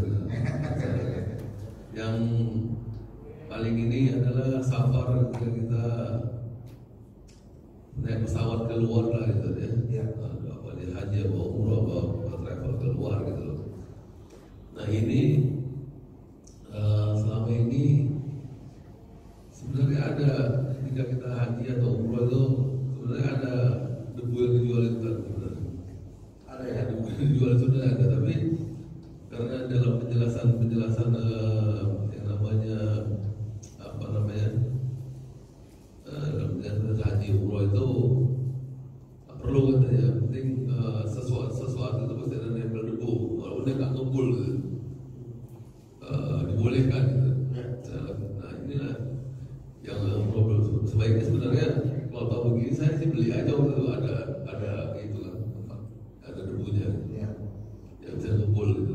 Satu, yang kedua cuma ini aja namanya. Tadi saya sudah dengar tadi cara membasuhnya tadi boleh mana yang gini langsung aja. Atau boleh begini juga. Saya sih dulu diajarkan begini. Iya. Iya. Nah, itu cuma ini aja Pak teknisnya. Cuma supaya biar tinggal aja. Nah, kemudian ini kalau apa namanya kalau kereta, kalau di kereta api itu biasanya akhirnya ada kan di WC itu cuma lebih hati-hati aja dan kepada hadis yang ada di situ kan hadis yang ada di situ gitu. Terus tadi masalah mengkodo sholat itu, mengkodo sholat itu apakah mesti di waktunya atau tidak tadi? Maksudnya gimana? Maksudnya kita lupa sholat isya isya ini terjadi di dalam perjalanan gitu kan. Tahu perlahan kita tadi belum sholat isya ini tertidur kan. Bangun udah waktu subuh ya, masuk waktu subuh. Nah, ini apakah mengkodoknya di waktu isya besok atau saat itu juga gimana? Nah, terus tadi menjamak dalam perjalanan tadi juga jamak tadi itu di antara zuhur dan asar itu kita wajib lagi tayamum ya karena dua itu ya. Jadi selesai zuhurnya kalau jatah takdim nih selesai zuhurnya tahu tayamum lagi baru asar dia kerja gitu ya. Itu aja tuh. Ya. Masih selalu. Tapi ya kalau yang berkenaan dengan ini ada perbedaan pendapat ulama nih karena apakah debunya terus ngumpul gitu kan, ngumpul kan. Kalau dalam mazhab Syafi'i harus ngumpul, tapi kalau dalam mazhab lain dia nggak harus ngumpul. Makanya kayak di sini kan ada ya, di tembok gitu kan. Tapi kalau dalam mazhab Syafi'i harus ngumpul. Makanya di Mekah itu di Hijaz Mekah itu masuk Hijaz ya. Itu dia ada yang menjual karena mereka maksudnya Syafi'i. Nah sekarang kita nih apa namanya wajib tayamum dengan ada apa namanya debunya yang ngebul itu sekalipun pada baju boleh. Misalnya nih baju yang disimpan lama kan kadang ngebul misalnya atau apa. Misalnya debunya itu nempel di baju boleh kan dijadiin tayamum boleh. Misalnya kita pakai baju nih bajunya itu ngebul kita gini ngebul boleh kan dijadiin tayamum boleh. Kan selama dia ngebul. Nah, jadi kalau misalnya syarat daripada ngebul atau tak ngebulnya sebenarnya ada perbedaan pendapat di kalangan ahli fikih. Nah kemudian yang masalah sholat qada dia nggak mesti di waktunya. Misalnya saya nggak sholat isya, saya boleh mengqada di sholat asar, boleh. Kemudian saya boleh mengqadanya di sholat subuh, boleh. Makanya boleh nggak di sholat subuh kita sholat lagi? Kalau sholat yang nggak ada sebabnya nggak boleh, ya kan? Misalnya apa nih sholat yang gak ada sebabnya. Ntar dalam bikin diajarin nanti di bab sholat ada sebab muqarin bersamaan, ada sebab mutaqaddim, ada sebab mutaakhir. Yang sebab dia muqarin, yang sebabnya dia mutaqaddim seperti qadha itu boleh dilakukan. Misalnya saya habis sholat subuh langsung saya qadha sholat isya, boleh. Habis sholat asar saya sholat qadha sholat asar, boleh. Nah jadi mengqadha sholat itu nggak mesti di waktunya dia, jadi kapan saja boleh. Nah kemudian yang masalah tadi tayamum gimana? Yang dua sholat fardu? Ya, waktu dalam safar di pesawat juga kita kan biasanya ini terbang 12 jam nih, kita jam aja deh gitu kan, antara zuhur dan asar. Jadi setelah zuhur kita tayamum lagi, baru kemudian melakukan asar. Oh iya, kayak gitu, benar. Nanti kan kalau sholat, kalau dalam safar misalnya di pesawat, biasanya ya. malah nggak begitu lah, santai enggak, dia harus dua tayamum. Itu kan sholat jamak ya, jamak masuk. Nah kalau jamak masuk ya seperti itu. Misalnya saya mau sholat zuhur dan asar di jamak, ya zuhur tayamum, asar juga tayamum, karena dua-duanya fardu. Karena yang tadi saya jelasin ayatnya bahwasanya di setiap sholat harus bersuci. Kalau wudu udah ada pengecualian dalam hadis nanti, tinggallah tayamum nggak ada pengecualian, berarti harus tayamum dalam setiap fardu. Nah sholat jamaah kan dua fardu. Nah kemudian dalam kereta gimana? Itu kan ada air di WC, itu air buat istinja, bukan buat wudu. Jadi nggak dijadiin wudu juga, itu termasuk juga fakdur mah, kehilangan tidak punya air. Tapi kalau keretanya nanti berhenti di stasiun, berarti kita statusnya nggak kehilangan air lagi. Jadi bukan berarti air nanti yang ada di WC, di dalam WC itu kita buka, kita pakai buat wudu. Oh enggak juga, itu air buat istinja. Sama itu air bukan buat wudu juga, nggak bisa juga. Kalau semua air bisa, berarti nanti yang ada dalam WC ada airnya juga. Ya makanya ini kita pentingnya fikih itu begini, gitu kan. Kayak tadi misalnya kalau kita nyari air misalnya terus tiba-tiba adanya air minum, ya kan kita nggak tahu. Makanya para fuqaha bilang makruh menggunakan air minum. Bahkan kalau di satu kondisi bisa menjadi haram buat berwudu. Nah ini bedanya kalau kita belajar fikih tahu dengan yang tidak tahu. Kalau yang tidak tahu nanti semangat aja, jadinya nanti malah terjadi ulur. Baik itu tadi ada lagi kan? Jadi makruh aja kalau misalnya air minum. Iya makruh. Iya, kalau misalnya kita di kondisi ini kan banyak air, kemudian makruh. Kalau di satu kondisi di perjalanan cuma ada ini doang buat minum, iya bisa jadi haram. Iya kan? Kan ayatnya apa? Wala tulqu bi aydikum ila tahluka. Janganlah kita menjerumuskan diri kita kepada kehancuran, itu larangan. Yang kedua, wala taqtulu anfusakum, jangan kalian bunuh diri. Jadi kalau saya pernah nonton, ini sedikit wawasan di dalam film perang salib yang Salahuddin Al-Ayyubi, itu ketika orang Kristen di dalam Masjidil Aqsa banyak mayat, dia bingung kan, ini mau diapain nih, gitu kan? Ya, dikubur bareng-bareng boleh nggak, gitu kan? Itu pendetanya bingung, gitu kan? Ini boleh nggak, gitu kan? Kubur bareng-bareng. Sampai siapa namanya Balian itu pahlawan Kristennya bilang, udah satunya jadi satu, ya kan? Seandainya Tuhan tidak membolehkan ini, berarti dia bukan Tuhan. Artinya apa? Di Kristen, di agama non Muslim itu aturan agamanya masih kelimpungan gitu, belum kompleks. Kalau Islam udah kompleks, nggak bisa ini, kalian jalan keluarnya ini, nggak bisa begini, jalan keluarnya begini, ya kan? Dalam kondisi darurat boleh begini. Jadi kompleks ada semua, dari hal besar sampai hal kecil. Nah kalau mereka belum kompleks, jadi bingung, ini kudu ngapain gitu kan? Kalau nanti ada permasalahan yang nggak ada di dalam Al-Quran dan hadis secara tekstual, maka ulamanya boleh berijtihad. Nah itu Islam tuh. Jadi semuanya benar-benar kompleks, ada jalan keluar. Makanya Islam itu solusi, way of life. Nah seperti itu. Baik, mana? Ya, baik, mungkin ada yang ingin ditanyakan kembali dari bapak-bapak.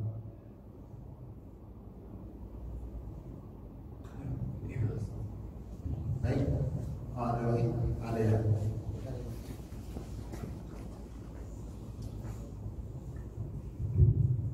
Waalaikumsalam.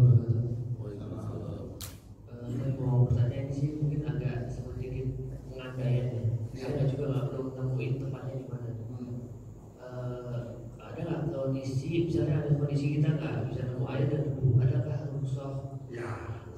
tayamum. Dan setelah dulu tayamum, kalau bisa tayamum juga ada pada Rasulnya. Ya. Kemudian apakah tayamum bisa hanya untuk bersuci berkaitannya dengan ibadah? Maksudnya mensucikan badan kan?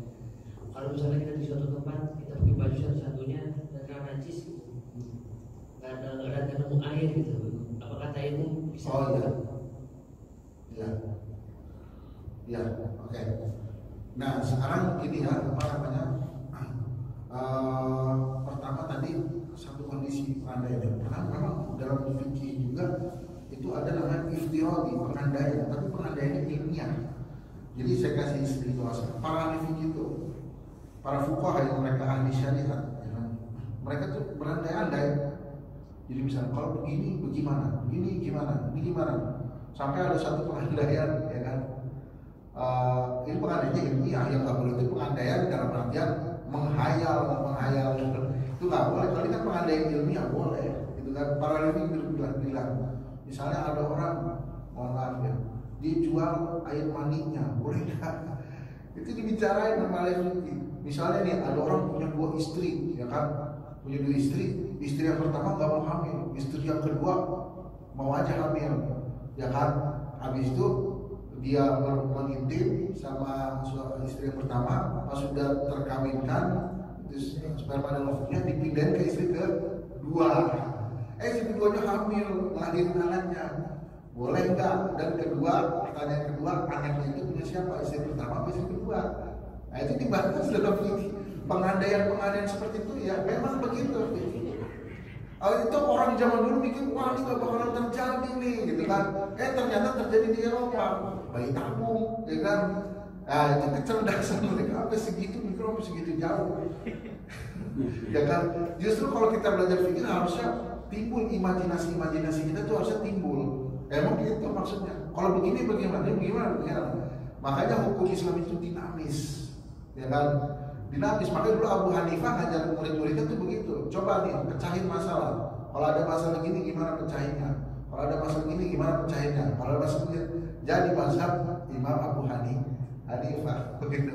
Nah ini gimana kondisi? Bisa ada satu kondisi di mana orang nggak nemu air, nggak nemu debu. Ada satu kondisi begitu. Itu gimana caranya nanti? Nah itu namanya sholat lihurmatil waktu, menghormati waktu. Itu dalam fikih namanya status faqidut tahurain. Dia kehilangan 2 alat suci. Air nggak punya, debu juga nggak punya. Itu namanya faqidut tahurain. Dan itu udah dibahas, gitu kan. Jadi gimana dia? Ya udah dia sholat aja tanpa adanya alat yang bersuci. Tapi nanti kemudian dia harus mengulang. Itu namanya sholat lihurmatil waktu. Kapan kondisinya? Dia misalnya kayak pesawat tadi, kita pakainya mazhab Syafi'i, harus ada gubar, ngebul debunya. Di pesawat ngebul nggak? Yang mikir, berarti di pesawat adanya air minum sama air toilet yang buat ngebersihin istinja. Berarti kita seakan-akan tidak punya air. Makanya tadi saya bilang airnya ini bukan sembarang air yang bukan buat minum kebutuhan, yang bukan buat kebutuhan kendaraan juga. Kan air dalam WC buat kebutuhan kendaraan juga orang di kendaraan. Berarti seakan-akan kita tidak punya air. Maka sholat namanya lihurmati waktu, untuk menghormati waktu. Baru nanti akan diulang setelah kita ada. Nah itu gimana kalau misalnya kita membersihkan najis dengan turab, ya kan? Ya turab juga, debu juga bisa dijadikan alat bersuci, tapi selama tidak adanya air, seperti itu. Nah, buktinya aja ketika kita anjing menjilat kita pakai apa? Debu kan salah satunya. Nah, jadi debu juga bisa dijadikan alat menghilangkan najis, tapi nggak secara mutlak kalau tidak ada air. Nah, seperti itu kira-kira ya. Jadi menarik pengandaian. Memang saya dulu pas belajar fikih sama guru saya, harus ada ini pengandaian. Itu artinya dia paham, gitu kan. Jadi bukan hanya dia apa. Seandainya begini, itu kan yang masalah tadi itu, gimana hukumnya itu. Bapak. Jadi istri pertama nggak mengandung, istri kedua mengandung, dia berjima, ya kan. Terus dimasukkan ke dalam istri kedua mengandung, lahir jadi anak. Nah pertanyaannya boleh nggak? Yang kedua, kalau anak itu lahir, itu anaknya punya istri pertama atau istri kedua, ya kan? Nah itu gimana? Jadi dipecahkan oleh Syekh Nurmawi ya kan. Syekh Nurmawi bahwasanya itu nggak boleh, ya kan? Kenapa nggak boleh? Karena ini akan membuka pintu perkelahian di antara dua istri dan suaminya juga. Ya boleh jadi ntar kalau anaknya cakep kan sebenarnya anak saya. Kalau istri jelek ntar kata masing-masingnya bukan anak saya. Oh jadi berantakan. Yang kedua adalah berarti hukumnya dia nggak boleh dilakukan karena ayatnya wala tanazahu fatafshalu wa tadhhabu rihukum wasbiru. Jadi jangan kalian berpecah belah. Jadi ini akan menjadi potensi besar untuk orang saling bertengkar.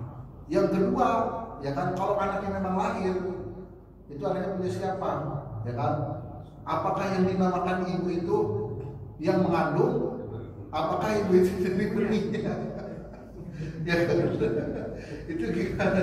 Nah ini dipecahkan oleh para fikih. Ibu ini anak ini statusnya punya istri yang pertama, benihnya dari sana. Ada dalil saya kurang ingat dalilnya. Yang jelas mereka menyebutkan dalilnya. Ya, jadi pengandaian sampai sejauh itu. Gitu. Terus ada lagi pengandaian, terutama dalam bab haid itu, pengandaiannya banyak. Sampai ini. Jadi apa ininya manfaatnya? Permasalahan yang belum terjadi diandaikan ternyata terjadi beratus tahun setelah mereka mengandaikan. Itu banyak terjadi di Eropa, ya kan? Pertama masalah itu. Yang kedua masalah jual beli aja deh, jual beli, ya kan? Kan jual beli di dalam ayat Al-Quran harus antarodin, harus ada keredoan saling. Jadi penjual dan pembeli harus redo, gitu kan? Nah kemudian para fuqaha berpikir, ridho ini kan ada di hati, ya kan? Tempatnya ada di hati. Sekarang bisa nggak kita tahu hati orang? Nggak bisa kan? Kata Imam Syafi'i, oh yang menunjukkan hati itu adalah lafaz. Makanya ijab qabul dalam jual beli wajib, karena itu adalah hal yang menunjukkan keredoan. Kata Abu Hanifah, ya kan? Oh tidak, yang namanya menunjukkan keredoan itu tidak mesti dengan lafaz, tapi cukup dengan tindakan, gestur menunjukkan keredoan, sah jual belinya. Sekarang kalau kita ke supermarket, ya kan? Kira-kira kita pakainya mazhab siapa tuh? Abu Hanifah atau Syafi'i? Kalau mazhab Syafi'i itu kasir udah ya kan, saya jual rinso ini selesai gitu. Dan Abu Hanifah mikirnya udah jauh ya kan. Makanya dalam muamalat kalau mazhabnya Abu Hanifah itu lebih mudah. Mazhab Syafi'i itu jauh hati-hati banget, kan? Makanya jangan salah, di dalam mazhab Syafi'i cadar itu wajib loh. Kalau kita pergi ke Yaman, ke tempatnya para habaib, Habib Umar Syekh, semuanya cadar, ya kan?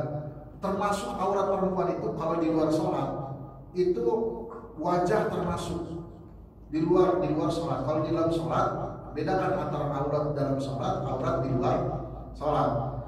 Aurat di luar sholat itu perempuan wajah sama ininya juga masuk. Jadi disarung tangan ini. Coba cari yang negara-negara Syafi'i, bukan hanya Yaman, Malibari yang pengarangnya kitab Fathul Mu'in, Dagestan, terus mana lagi di Suriah, sebagian Suriah itu Syafi'i. Kemudian di mana lagi?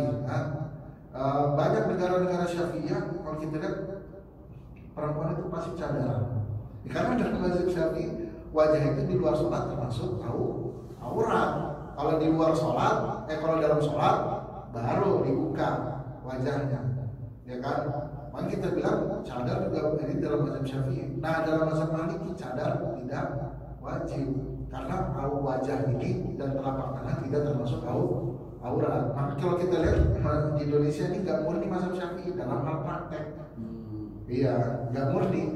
Kalau murni ntar kayak Indomaret harus dong. Saya beli, saya jual, saya beli. Kapan selesai itu antri bisa. Itu dia. Nah jadi para fuqaha itu pengandaiannya udah terjadi zaman sekarang. Abu Hanifah udah mengandaikan dari dulu, ya kan? Terus masalah apa lagi? Masalah kredit card ada dalam bab hawalah udah diandaikan. Jadi para ulama kita, ilmuwan kita udah mereka cerdas dan itu tidak diketahui oleh generasi-generasi kita. Itu kan bagaimana kecerdasan mereka. Jadi seperti itu. Jadi menarik tadi pengandaiannya. Silakan Bapak. Ini kan yang saya baca tadi ada yang semua. Jika begini, begini. Jika begini, begini. Jika begini. Ya itulah fikih. Gitu kan. Baik, sampai sini ada tanya lagi.